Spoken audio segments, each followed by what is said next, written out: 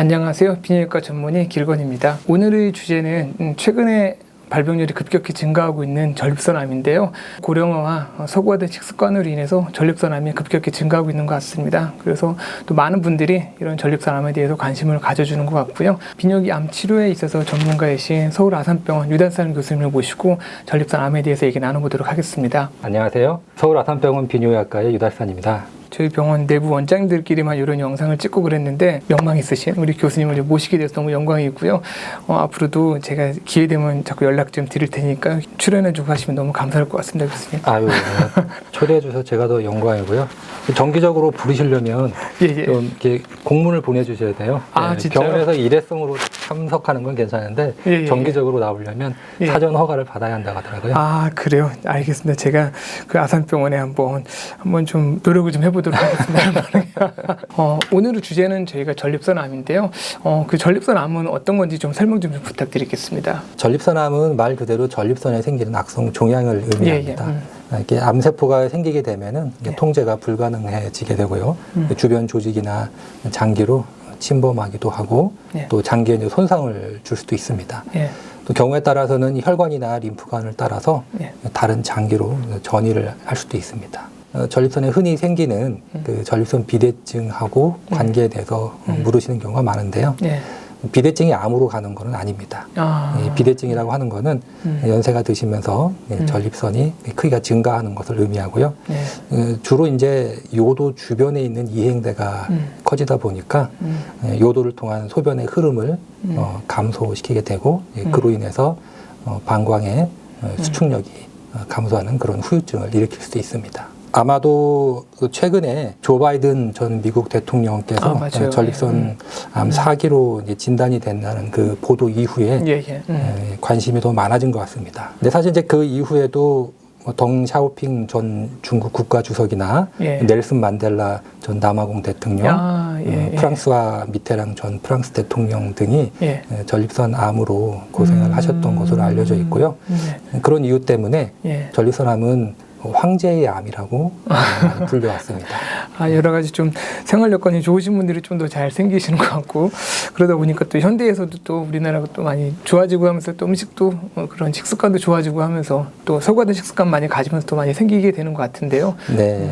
그런데 이제 그 최근에 이제 2025년도에 대한민국에서 이 전립선암의 이제 발생률을 예측한 보고를 보면요, 올 한 해에만 약 27,000명의 새로운 전립선암 환자가 진단될 것으로 예측이 되었고요.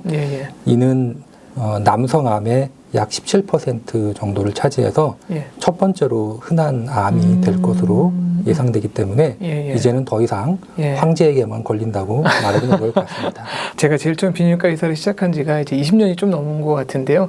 그때가 이제 미국에서 한참 전립선암이 많이 증가하면서 우리나라는 뭐 정말 그때 뭐 7등 막 그 정도 굉장히 낮은 순위였던 걸로 기억을 하거든요. 또 어느 순간 되니까 벌써 이렇게 등수로 표현하니까 조금 그렇긴 한 것 같은데 가장 흔한 암이 돼서 참 너무 격세지감인 것 같아요.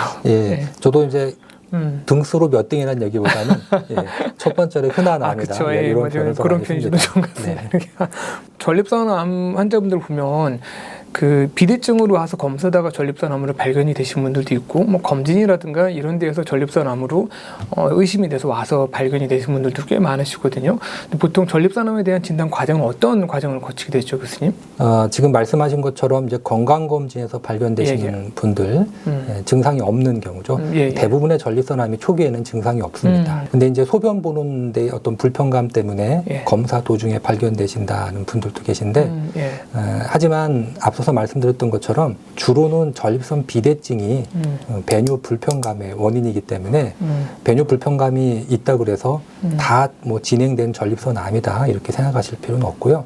한 보고에 따르면 배뇨 불편감으로 검사를 받았던 환자분들 중에 실제 전립선암으로 진단되는 비율은 약 7% 정도로 알려져 있습니다. 그래서 앞서 말씀하셨던 것처럼 건강검진에서 PSA가 높아서 발견되는 분들, 또 어떤 증상이 있어서 검사를 했다가 발견되는 분들 이렇게 있지만 기본적으로 우리가 전립선암을 진단하는 데 있어서는 PSA 즉 예. 전립선 특이 항원으로 대표되는 혈액 검사, 그리고 직장 수지 검사와 같은 신체 검사, 예, 예. 또 경직장 초음파 검사와 자기 공명 영상 촬영으로 대표되는 영상 검사, 또 마지막으로는 전립선 조직 검사로 구분할 수 있겠습니다. 이 PSA 수치가 한 100 이상 매우 높은 경우를 제외하고는 예. 최종적인 확진을 위해서는 네. 전립선 조직 검사를 시행해야 합니다. 하지만 우리가 전립선 조직 검사는 그 과정에서 통증이나 혈뇨, 전립선염 같은 합병증을 일으킬 수 있기 때문에 예. 기본적으로 혈액 검사, 또 직장 수지 검사, 또 경직장 초음파 검사와 같은 검사를 통해서 예. 일정 수준 이상 전립선암이 의심되는 환자분에 대해서만 선별적으로 조직 검사를 시행하고 있고요. 예. 최근에는 이제 자기 공명 영상 촬영을 통해서 예, 예. 이런 분들을 조금 더 자세히 선별을 함으로써 우리가 불필요한 조직 검사를 피할 수도 있고요. 또 조직 검사를 할 때 좀 더 MRI 즉 자기공명 영상에서 의심되는 부위를 특정을 하고 예, 그 예. 부위를 집중적으로 조직 검사를 함으로써 조직 검사의 정확도를 높일 수가 있습니다. 교수님께서 말씀하신 얘기 중에 그 PSA가 높을 때 검사를 하신다 이런 얘기를 하셨는데요.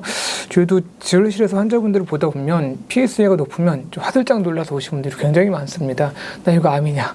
정말 너무 얼굴이 막 노래지셔갖고 뭐 암에 대한 그런 걱정이 돼서 오신 분들이 많은데요. 네. PSA가 암과 관련성이 높아서 이제 PSA가 있으면 검사를 해야 되는 건 맞을 것 같은데요.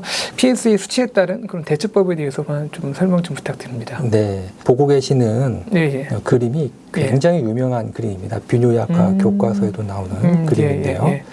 PSA 수치가 4에서 10 사이, 여기를 다른 말로 보통 그레이 존이라고도 표현을 하는데요. 예. 이 경우에는 전립선암 진단율이 25% 정도이고요. 전립선암 환자의 약 3분의 2는 예. 전립선 내부에만 국한된 암으로 진단이 됩니다. 반면에 PSA 수치가 10 이상이 되게 되면요. 예. 전체 환자의 3분의 2 정도가 전립선암으로 진단을 받게 되고요. 예. 또 진단받으신 분 중에 절반 이상은 진행된 암으로 확인이 됩니다. 특히 20 이상인 경우에는 전체 환자의 20%에서 골반 림프절 전이를 동반할 정도로 병이 진행된 상태에서 발견이 되게 되는데요. 이를 바탕으로 저는 PSA가 10 이상인 환자분에 있어서는 예. 대개의 경우에 조직 검사를 고려를 합니다. 하지만 4 내지 10 사이에 있는 그 포함되시는 환자분께는요. 전립선 건강 지수와 경직장 초음파 검사, 또 필요에 따라서는 자기 공방 영상 촬영을 통해서 정말로 전립선 암이 의심되는 분들을 좀 더 선별을 하고 그래서 선별적으로 조직 검사를 시행을 하고 있습니다. 물론 PSA 수치만 가지고서 판단을 할 수는 없고요. 환자분의 연세라든지 또 전립선의 크기, 또 이전에 PSA 검사를 받은 이력이 있으신 분의 경우에는 흔히 PSA 속도라 그러죠. PSA가 증가해온 그런 양상 등을 고려를 해서 조직 검사 여부를 판단합니다. 예전에 이제 PSA 높으신 분들에게 뭐 무조건 다 조직 검사를 했었다라고 하면 요새는 교수님 계속 말씀하신 대로 이제 MRI 계속 말씀하시잖아요. 모든 분에게 조직 검사를 하기에는 조직 검사가 여러 가지 불편함이 많아서 이제 MRI를 찍어서 이제 MRI에서 정말 괜찮으면 조직 검사 안 할 수 있고 좀 애매하게 보이면은 이제 조직 검사를 하게 되는데 또 어떤 분들은 내가 복잡하게 이런 거 어차피 조직 검사 해야 될 거면 뭐 MRI 안 찍고 그냥 바로 나 조직 검사하는 거 괜찮지 않느냐, 나 그렇게 넘어가고 싶다 이렇게 말씀하신 분들도 있거든요. 교수님이 보셨을 때 전립선 암을 진단함에 있어서 MRI 촬영이 가질 수 있는 장점은 어떤 거라고 보십니까, 교수님? 전립선암 진단에 있어서 MRI가 가지는 역할은 크게 두 가지로 말씀드릴 수 있겠습니다.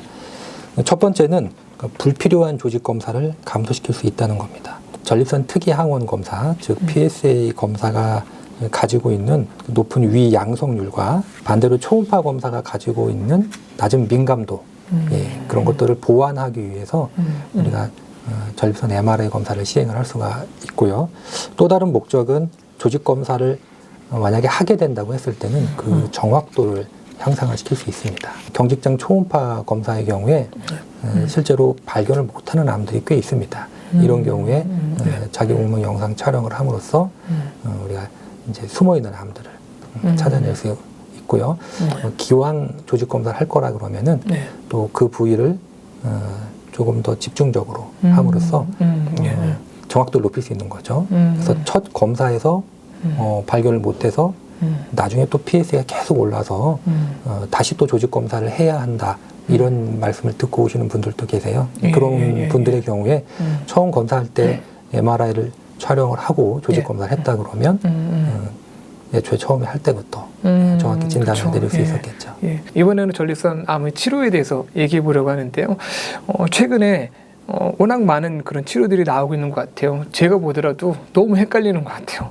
과연 어떤 치료를 받아야 되는지, 또 어떤 경우는 치료를 받지 말고 좀 기다려라, 뭐 이런 얘기도 하기도 하거든요. 과연 치료는 요새 어떻게 하는 게 제일 좋은 방법일까요, 교수님? 뭐 너무나 많은 치료가 있기 때문에 지금 치료를 안 하고 기다리는 것도 어떻게 보면 하나의 치료입니다. 그래서 그런 걸 이제 적극적 감시, 능동적 감시라고 표현을 하는데요. 어떠한 치료법을 선택할 거냐 하는 거는 어느 정도 진행이 되어 있는지, 그리고 환자분께서 어느 정도 연세이신지, 또 기저질환이 있으면 또 이제 우리가 흔히 기대 여명이라고 하죠. 그런 게 달라지기 때문에 환자분의 그 기저질환을 고려한 기대 여명, 그리고 저희가 이제 사회 경제학적 그 상황이라고 하는데요. 환자분의 어떤 경제적인 부분, 또 현재 활발하게 일을 하시는지, 또 어떤 종류의 일을 하고 계신지, 또 이제 거주지, 즉 병원으로부터 실제 거주하시는 것이 가까이 있는지 또는 멀리 떨어져 있는지, 이런 요소들을 다 고려를 해야 됩니다. 왜 그런 사항들을 고려해야 되는지는 좀 더 많은 설명이 필요하겠지만 그런 것들을 고려해서 저희가 선택할 수 있는 치료법 중에는 앞서 말씀드렸던 적극적 감시, 수술적 치료, 그리고 이제 방사선 치료, 또 호르몬 치료나 뭐 항암 치료 등으로 대별되는 또 전신 치료도 있고요.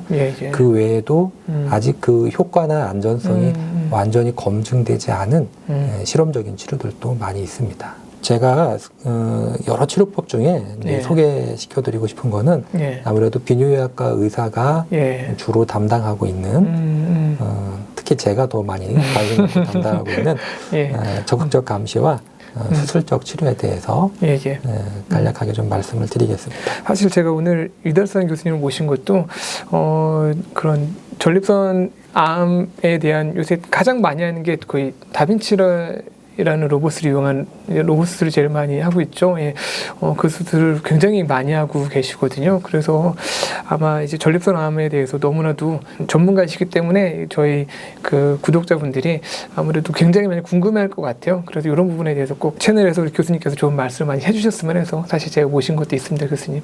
먼저 그 적극적 감시에 대해서 간략하게 말씀을 드리면요, 우리가 수술이라든지 방사선 치료와 같은 그런 치료를 하게 되면은 치료에 따른 합병증이나 후유증을 감내를 해야 됩니다. 그런 합병증이나 후유증에 대한 부분들을 조금 피하고자 수술이나 방사선 치료와 같은 치료를 조금 미루는 그런 방법이 적극적 감시가 되겠습니다. 그러다 보니까 적극적 감시는 아주 초기 1기나 또는 2기 초 정도에 해당하는 그런 환자분들께만 선택적으로 저희가 권유를 드릴 수가 있고요. 앞서 말씀드렸던 것처럼 수술이나 방사선 치료에 따른 합병증, 후유증을 피할 수 있는 장점은 있습니다. 하지만 단점으로는 우리가 암이 어떻게 진행할지에 대해서는 일반적인 거는 알 수 있지만 환자분 개개의 암의 성향을 알기는 어렵습니다. 그러다 보니 일부 환자분에 있어서는 진행이 예상보다 빨라서 또 완치의 기회를 또 놓칠 수도 있다는 그런 단점도 있고요. 또 환자분께서는 본인 몸 안에 암세포가 남아있다는 것 때문에 많은 스트레스와 불안을 겪으실 수가 있습니다. 그리고 암에 대한 감시를 잘 해야 되기 때문에 일반적으로 수술이나 방사선 치료에 비해서는 의료기관의 방문 횟수가 좀 더 많은 것으로 알려져 있습니다. 우리나라에서가 능동적 감시를 하는 환자의 비율이 좀 적은 편이라고 제가 들었던 것 같거든요. 이런 방법으로 환자분들을 많이 보시나요? 좀 어떠세요, 교수님? 미국은 이제 일기 환자분들의 거의 뭐 절반 이상, 뭐 많게 최근에 보고는 한 60%까지도 보고하는 이론도 있습니다. 그래서 상당히 많은 비율에서 적극적 감시를 하고 있는데 국내에서는 그거에 비하면 좀 적습니다. 그렇죠? 훨씬 낫습니다. 근데 거기에는 환자분들이 좀 더 많이 불안해하시는 것 같기도 하고요. 그리고 과거에 이제 한국인의 그 전립선 암 세포의 악성도를 보고한 문헌들을 보면 외국에 비해서 좀 더 악성도 높은 암이 많다라는 그런 보고도 있습니다. 그러다 보니까 적극적 감시의 대상이 될 수 있는 환자분들도 아무래도 좀 적은 것 같고요. 하지만 최근 들어서 활발하게 건강검진을 통해서 조기에 진단되는 환자분들이 많아지면서 이제 학회 내에서도 적극적 감시를 시행하는 환자분들의 흔히 이제 코호트라 그러죠. 그런 걸 구축해서 실제로 한국인에서도 적극적 감시의 안전성을 평가하는 그런 연구도 진행되고 있습니다. 그래도 교수님이 주로 많이 하시는 거는 다빈치 수술을 제일 많이 하시는 거죠, 교수님? 맞습니다. 대부분 또 수술하시는 분들도 경과가 다 좋으시죠? 어떠죠, 보통 교수님? 사실 이제 수술이라는 거는 전립선 내부에 있는 암세포만 제거할 수 있으면 더할 나위 없이 좋겠지만 아직까지는 기술적으로는 그게 어렵습니다. 그러다 보니 암세포만 선택적으로 제거하는 게 아니라 전립선을 전체를 다 제거를 해야 됩니다. 그러다 보니까 기본적으로 마취에 따른 합병증 또 일반적인 수술과 관련된 합병증 외에도 전립선이라는 장기 그 다음에 전립선 주변에 있는 괄약근이라든지 신경에 대한 손상으로 인해서 우리가 수술 후에는 사정액이 배출되지 않는다거나 또 일시적이지만 요실금 문제 또 발기부전과 같은 문제 그 외에도 서해부 탈장 같은 또 후유증이 일반인에 비해서 좀 증가하는 등 그런 문제들이 발생을 하게 됩니다. 이런 합병증 후유증을 줄이기 위한 노력의 일환으로 흔히 최소 침습 수술이 서서히 그 자리를 잡아가게 되었고요. 최근 통계를 보면 서울 아산병원에서도 전립선 암으로 수술받는 환자분의 90% 이상이 로봇으로 진행을 하고 있습니다. 로봇 수술을 진행하게 되면은 외부에 보이는 상처도 좀 작아지지만 앞서서 말씀드렸던 것처럼 전립선 주변에 위치를 하는 괄약근이나 신경에 대한 손상을 최소화할 수 있기 때문에 수술 후에 수술과 관련된 후유증을 줄이는 데도 많은 기여를 할 수 있습니다.